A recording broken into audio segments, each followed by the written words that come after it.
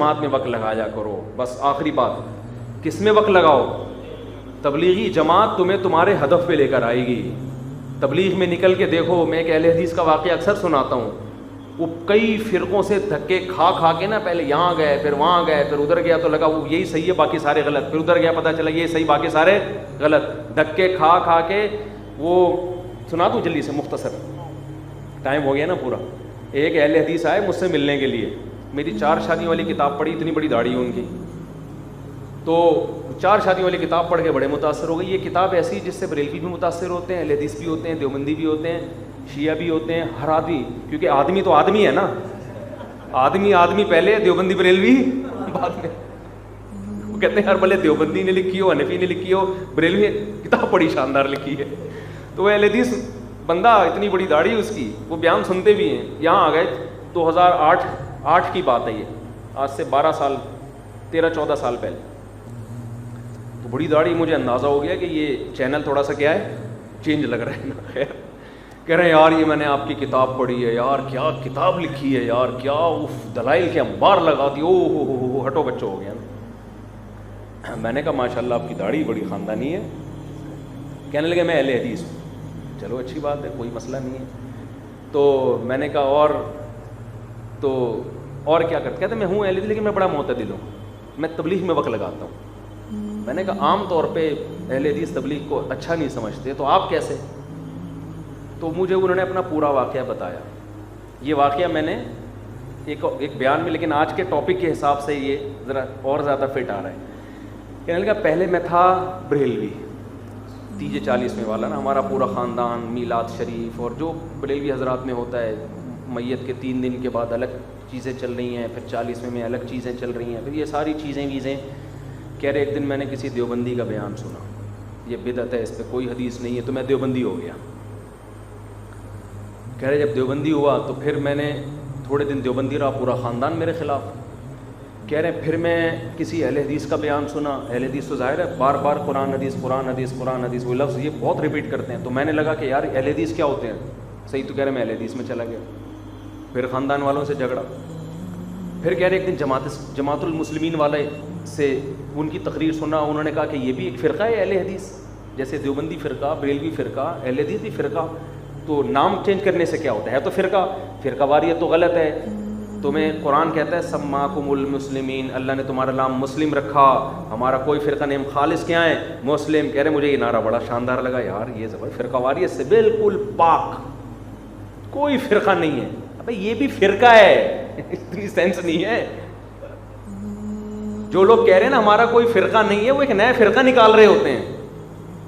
تو کہہ رہے میں جماعت المسلمین میں چلا گیا. اب اس وقت تک جماعت المسلمین پارٹ 1, پارٹ 2 اور پارٹ 3 نہیں تھی, ابھی تو پارٹ 1 اور پارٹ 2 بھی چل رہا ہے ماشاءاللہ مارکیٹ میں نا, لیکن اس وقت ایک ہی پارٹ تھا.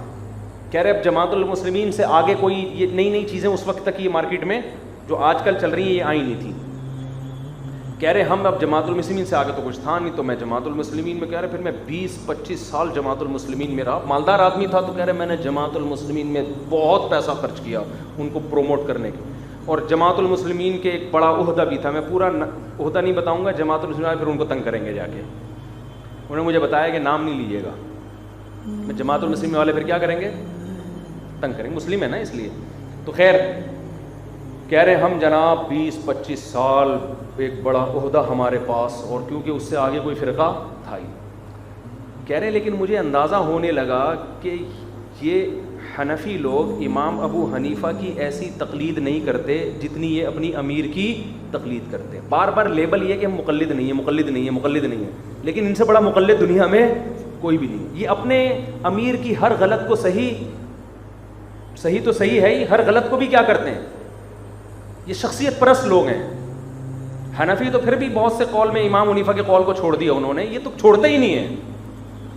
اور ایسا اس کی عقیدت اور ایسی محبت کہ اس سے بڑا بابا, جو کہتے ہیں نا میں کسی بابے کو نہیں مانتا, وہ ایک بابے کو مان رہا ہوتا ہے, ہزاروں لاکھوں کا انکار کر رہا ہوتا ہے وہ, اور ایسا مانتا ہے کہ ہم ایسا اپنے بابوں کو نہیں مانتے.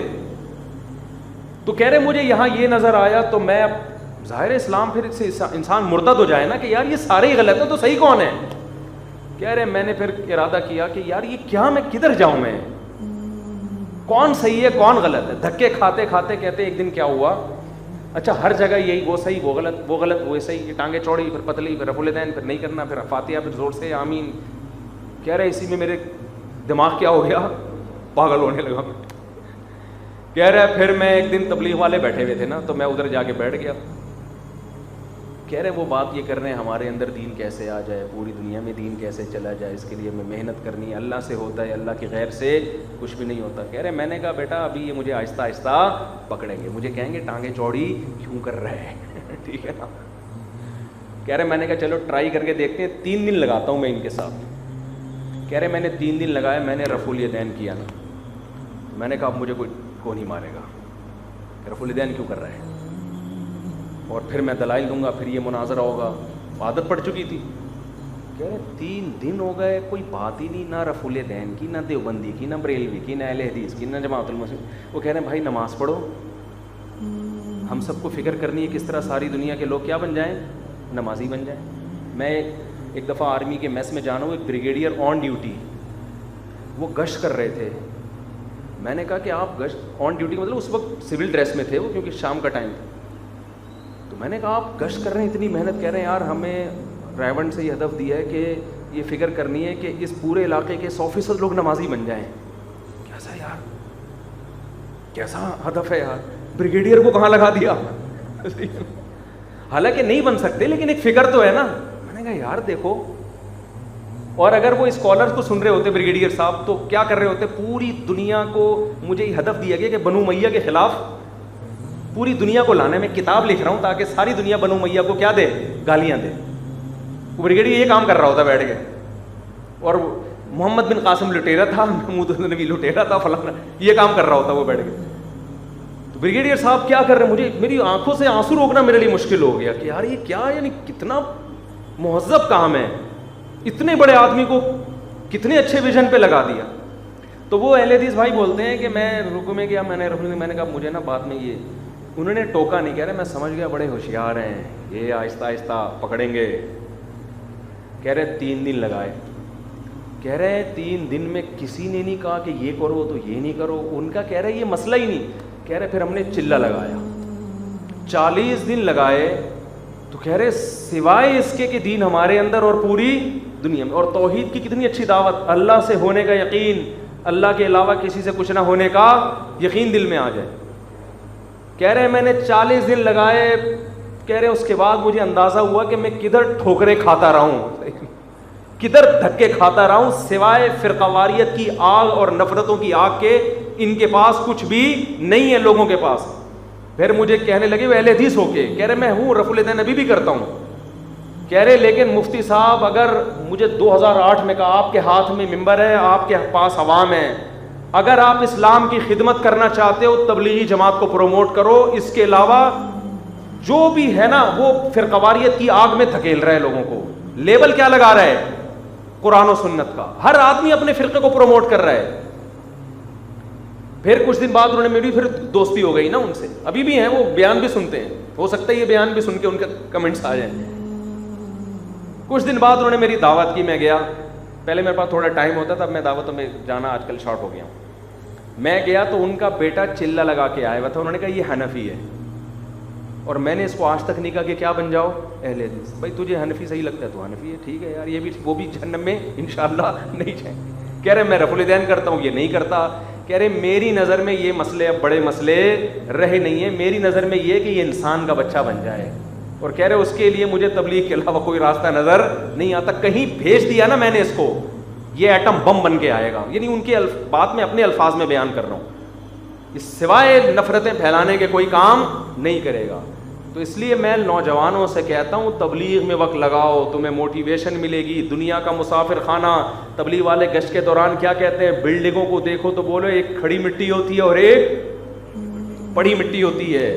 مٹی پڑی ہوئی ہے اور یہ تھوڑا چونا اور سیمنٹ ڈال کے اس کو کھڑا کر دیا ہے، یہ بھی مٹی، یہ بھی گر جائے گی تھوڑے دنوں میں، برابر ختم. دنیا کی محبت ختم ہوتی ہے، تکبیر اولیٰ کا پابند ہوتا ہے. تبلیغ میں چلہ لگا کر آؤ، دیکھو کم از کم 40 دن تک تو صف اول میں نماز پڑھے گا وہ، اس کے بعد تھوڑا تھوڑا آہستہ آہستہ چلے کا مسالہ ختم ہونا شروع ہوتا ہے. پھر مارکیٹ سے کیا ہوتا ہے، شارٹ، پھر لگا لو دوبارہ وقت.